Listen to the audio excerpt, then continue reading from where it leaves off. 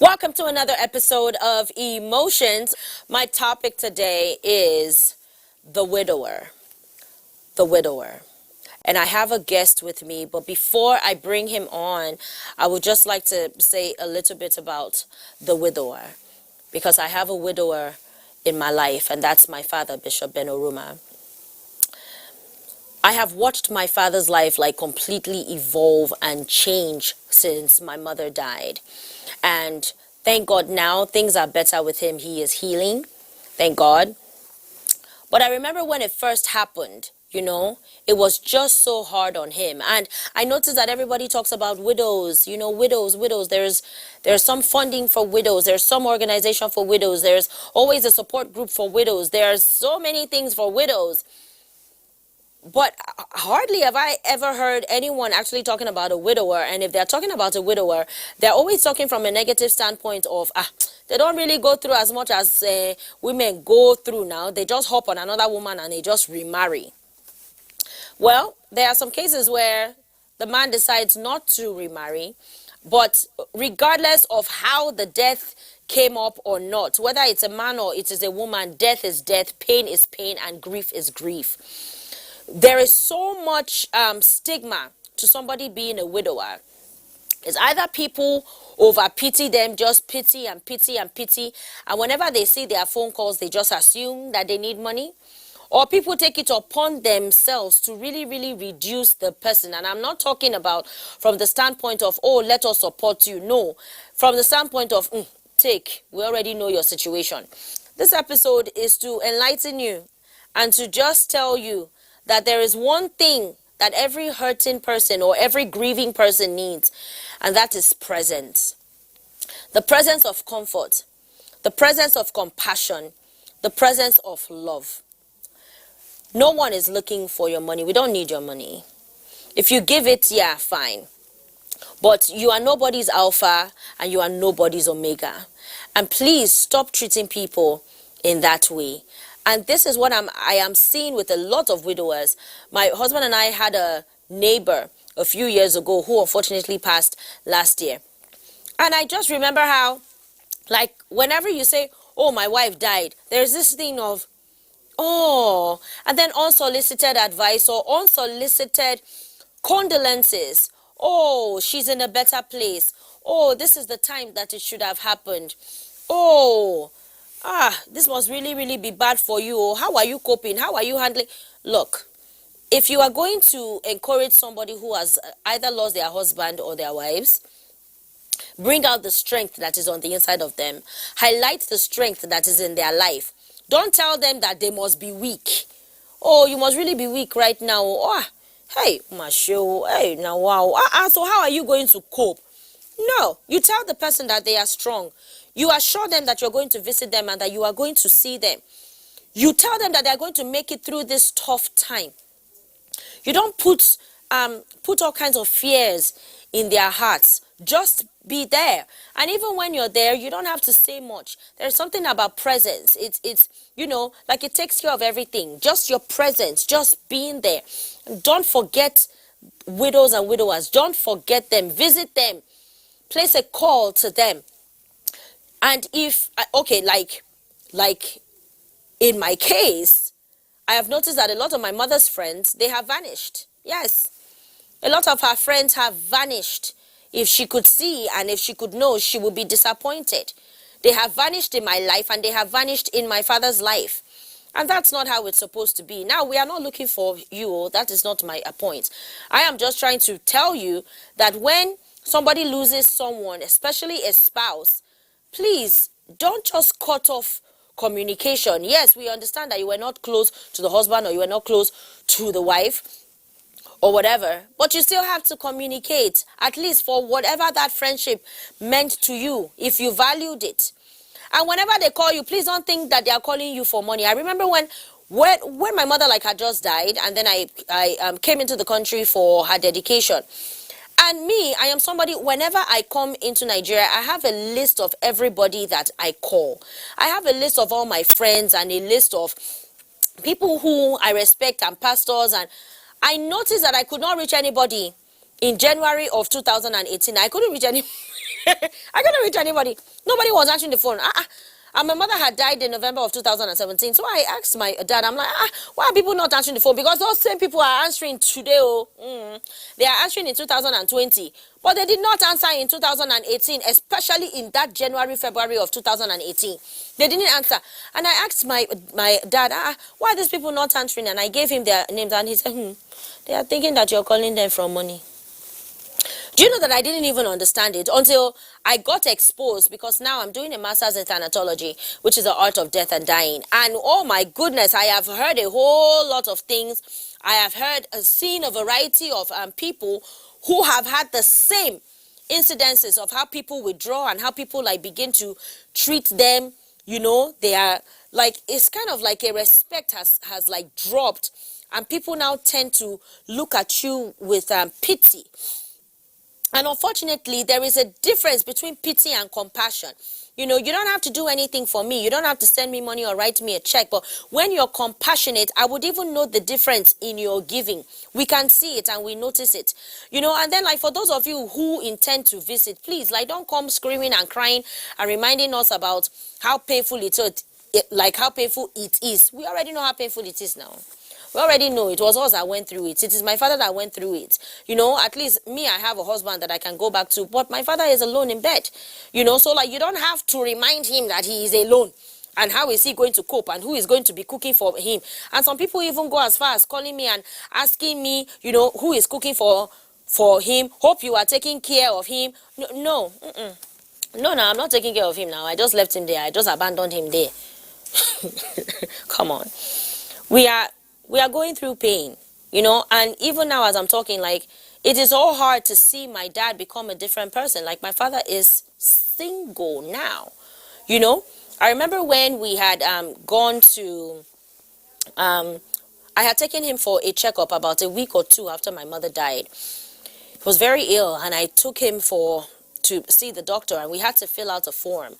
And somewhere on that form, it said single, married, or divorced, or widowed.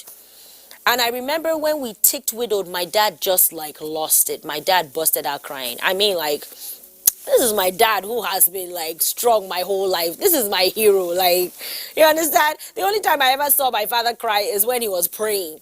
You know, if he's praying, like, he would cry, or if he's preaching and he's passionate about, you know, about the words that God is giving him to tell his congregation, then that's when I see tears.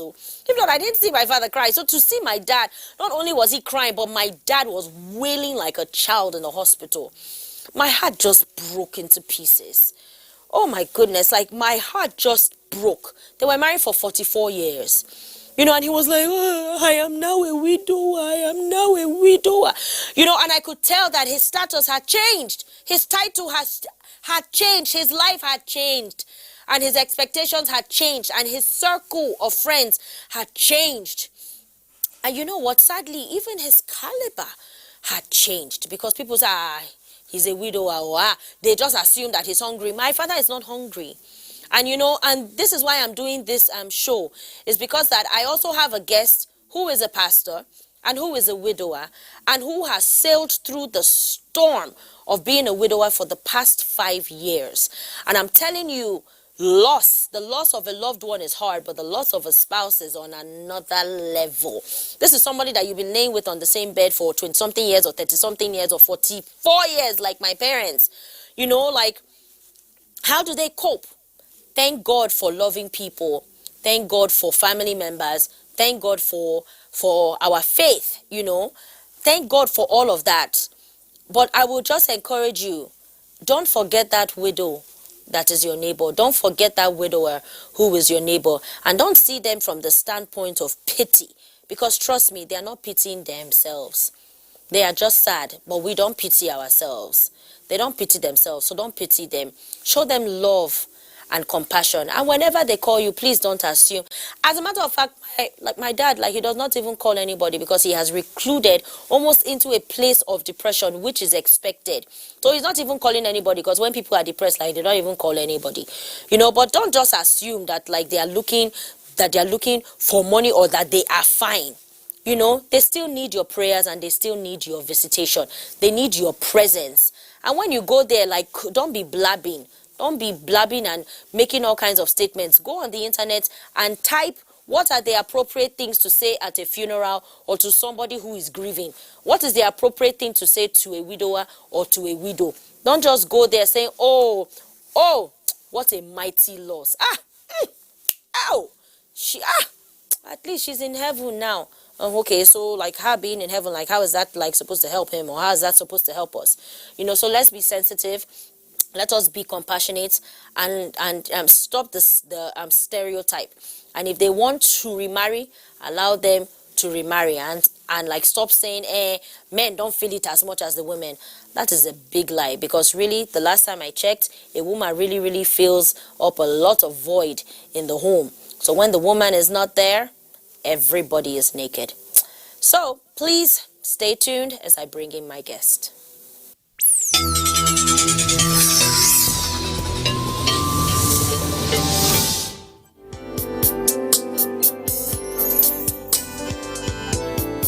Welcome back from this short break.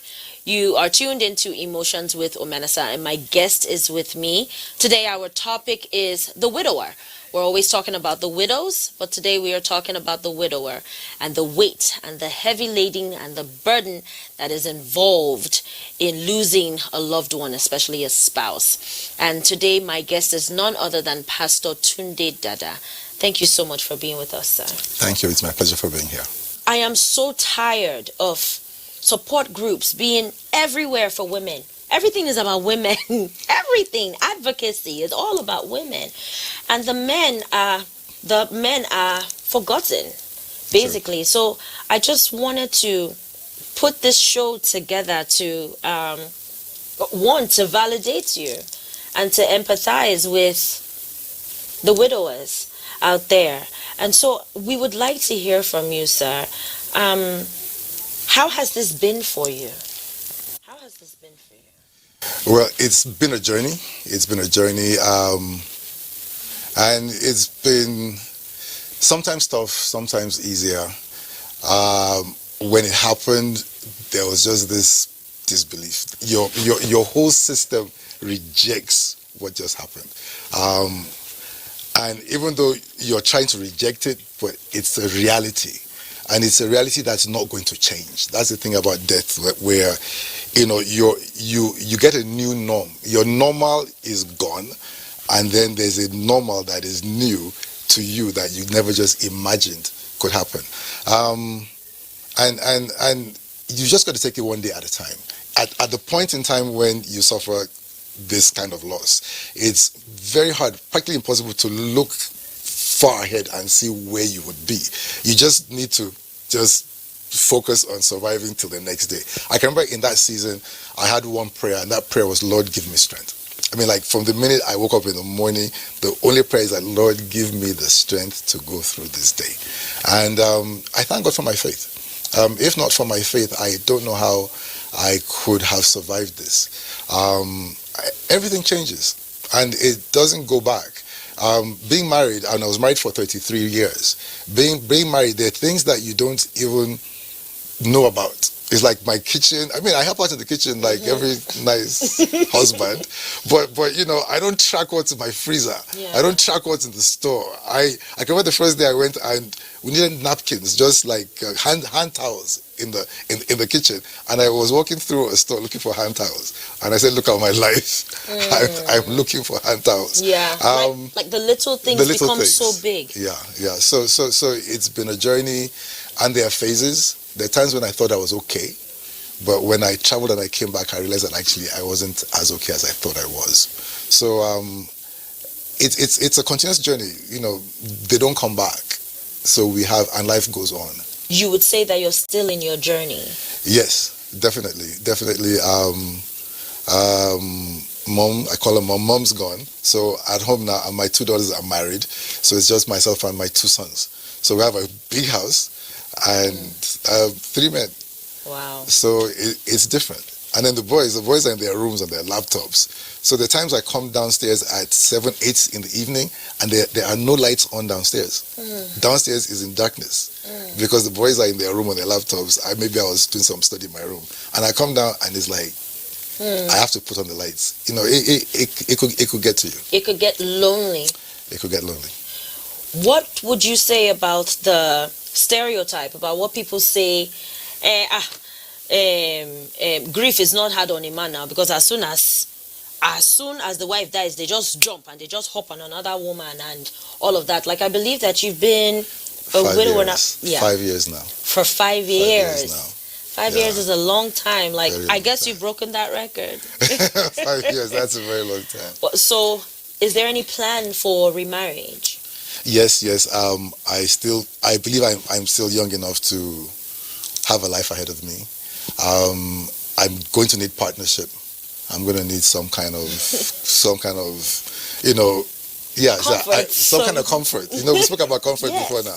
You know, and to tell the truth, I'm happy that I don't believe I've suffered a love deficit.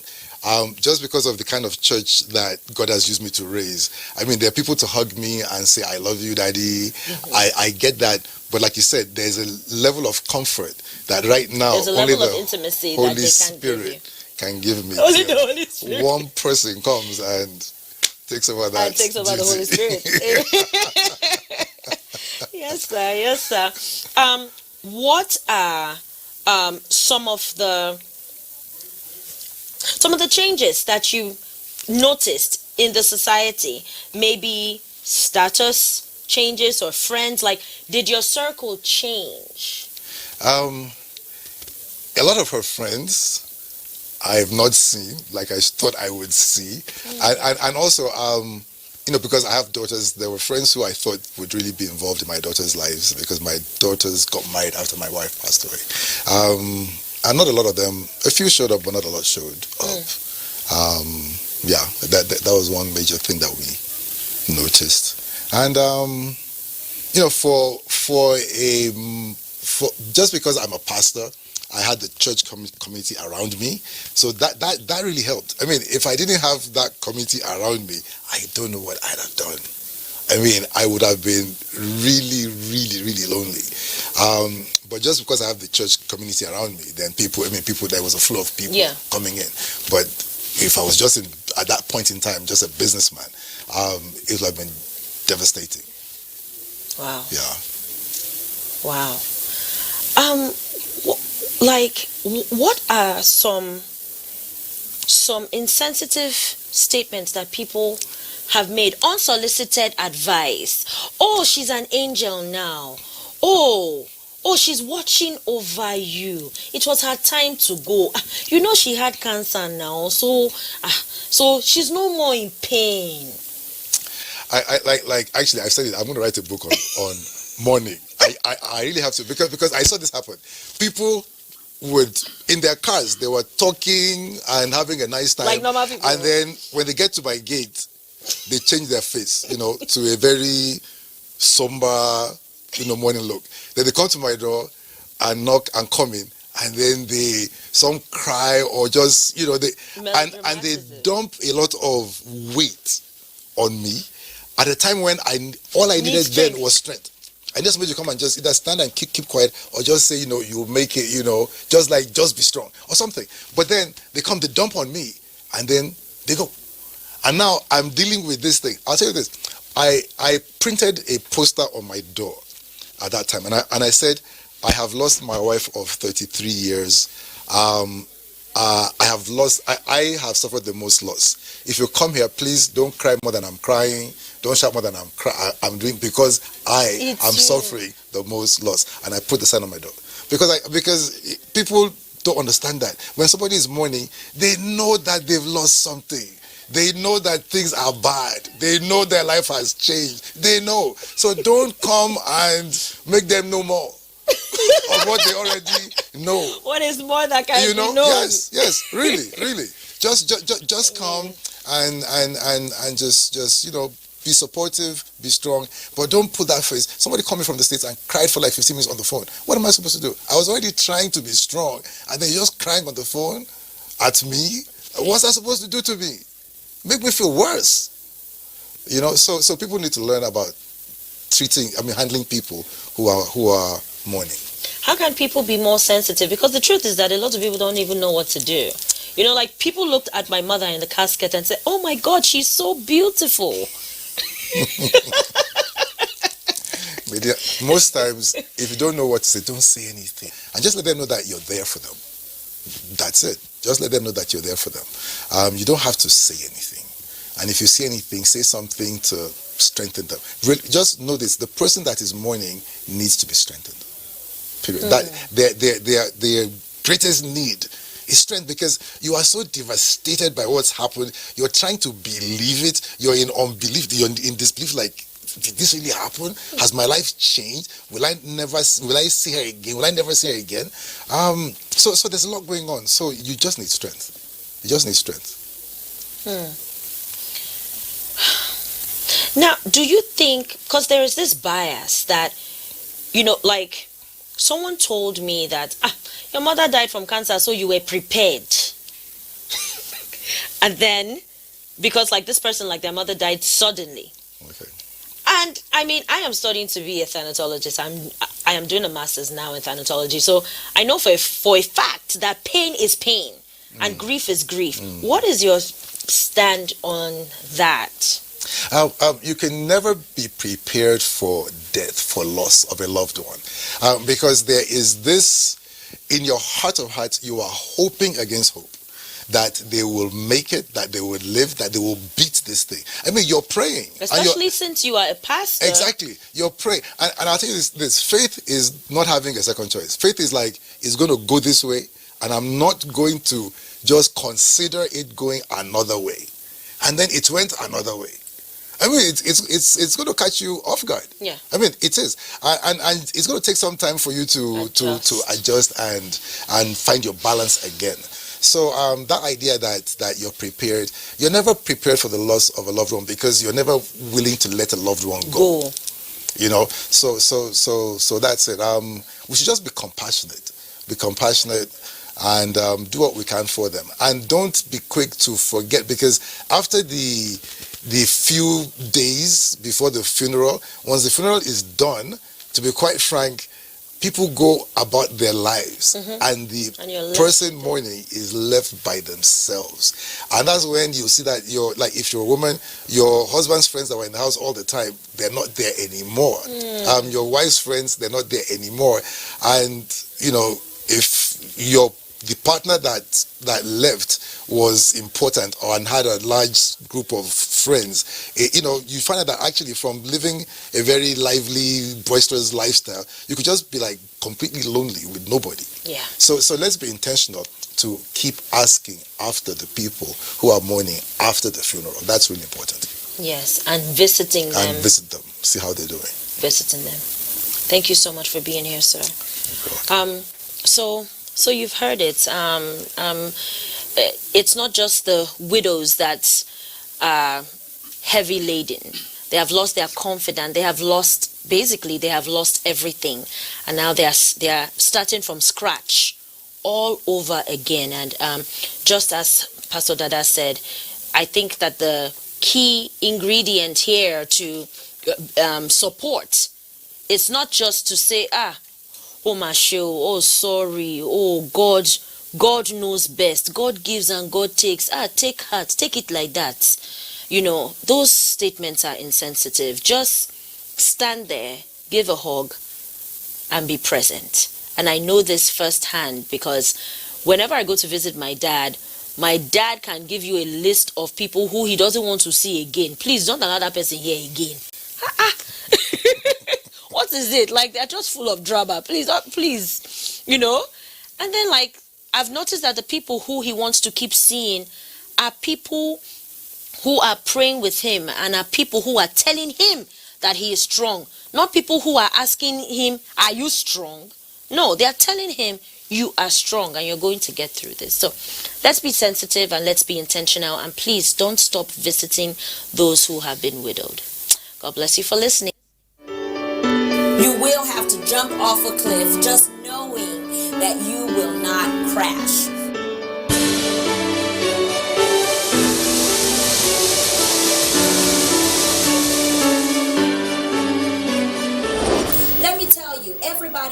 baggage and everybody has their demon. So you might as well deal with your own demon and everything will work out fine. If you're not in control of your emotions will be in control of you.